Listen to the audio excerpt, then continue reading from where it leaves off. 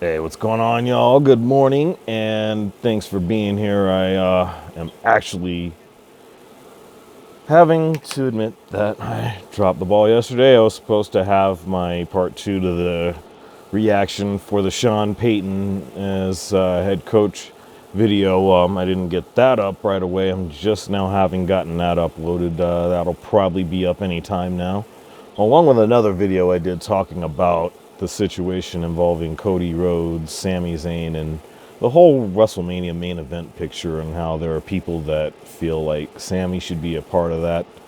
I disagree, but check that one out. And that's, I'm going to leave it at that as far as that's concerned. All that being said, of course, I actually am doing a slightly different video from what I had anticipated. Of course, I'm going to talk about the overdue subject about part two and my reaction. And really, I just had to go a different direction today because we now have a new all-time leading scorer in the NBA. His name is LeBron James. And of course, gotta say, it was an amazing feat to see. It was awesome to witness it live. All the emotion, all the celebration, and everything that went into it. His family, friends, and those were in attendance at the game.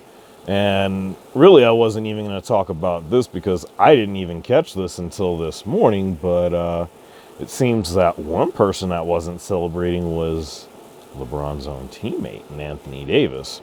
Now, I'm not interested in stirring the pot or anything like that. That's certainly not what this is supposed to be. But it's really wild that, this is being brought to everybody's attention, especially when you think about the fact that Kyrie Irving wound up being traded to the Dallas Mavericks. I'm probably going to have a reaction for that one a little later today. But, it's just incredibly wild, you know, looking at it from that perspective and just seeing things, the optics that people are just so ready to, I guess, just harp upon, like Anthony Davis being a bad teammate, this, that, and the third. And I get that argument. I don't disagree with that, but, I just don't agree with it particularly being painted in that aspect or in that light because, I'm sure that the relationship between Anthony Davis and LeBron James is something that none of us know anything about. So I'm really not gonna really think too much of any of that because it really doesn't even deserve that much acknowledgement the way that it does. I'd rather just think about the moment because it was significant. I remember watching Barry Bonds passing Hank Aaron, the video speech that Hank Aaron did. Of course, he wasn't live in attendance in San Francisco when that happened, but, and I believe that was at 7:45. But, Kareem was there for this. So many others, and he got a pretty good acknowledgement video, or at least a lot of acknowledgement from those closest to him. Again, his family, friends, fans, anybody that, just was willing to chime in, and anybody that they could fit into such a video, which, there's going to be an awful lot, and you probably don't have a whole lot of time to work with. But I think that we just got to appreciate LeBron for what he is now. I'm going to be perfectly honest. I still don't see him as the greatest of all time. That is going to remain Michael Jordan, especially if we're talking on court. I get it. He sustained 20 plus straight years of playing active basketball, hasn't really missed a whole lot of time other than a few years ago with a groin injury, and that really didn't do him any favors as far as their playoff standing. But all the same, I feel like for the kind of career that LeBron has had, you know, to say that he's not, at the very least, in the pantheon, in the Mount Rushmore, if you will, as the greatest, one of the greatest to play the game, he deserves that, certainly at the very least. I was watching Get Up this morning a little earlier, and Jalen Rose has him fourth all-time behind Jordan, Kareem, and Russell, which, in all honesty, if I'm going to put any three names above LeBron, those would be it, especially Jordan. And certainly Kareem for sure, because, much like Jordan, he actually played in that era to where it was just real roughshod. I mean, we're talking about a point in time where I'm pretty confident people were still smoking cigarettes in the locker room and that sort of thing.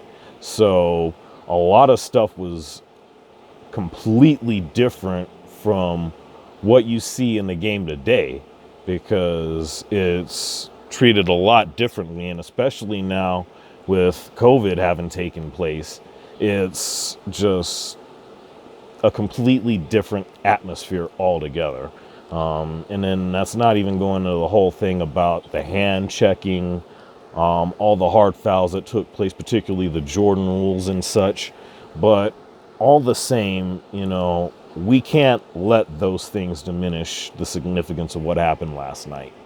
And I'm certainly not going to be one to do that, because I have a wealth more respect for LeBron James than that, because, again, he deserves it. I mean, I can't put it any other way than that. And to look at it any differently than that, is just foolishness by the definition of the word. And again, I don't necessarily have him as the GOAT. In fact, let me rephrase that. I don't have him as the GOAT. For me, that's going to be Jordan. I just feel like just a lot of the things, and if need be, I'll do a separate video supporting my argument on that.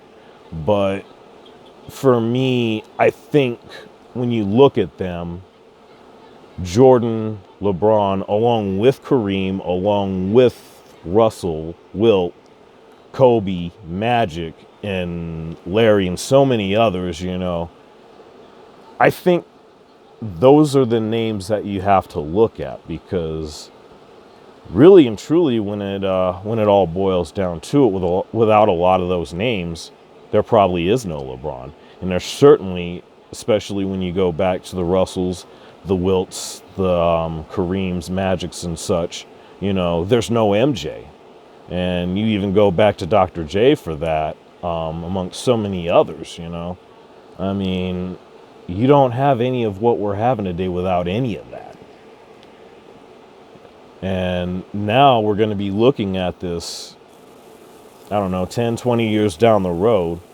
And for me, I've always said that if there's anyone that's going to take the title of the GOAT from MJ, it's going to be Giannis. But we're going to be looking at that. We're going to be looking at Giannis. We're going to be looking at Durant. We're going to be looking at guys like Curry, probably even the young guys like Devin Booker, Ja Morant, and so many others.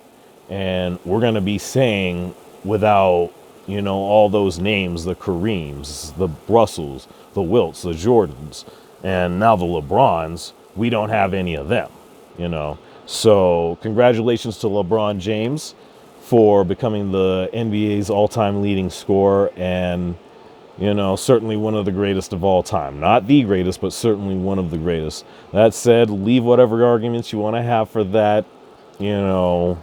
Any of you youngins that are wanting to go at me on the LeBron front, whatever. Anyway, do all that. Like, share, subscribe. You know what it is.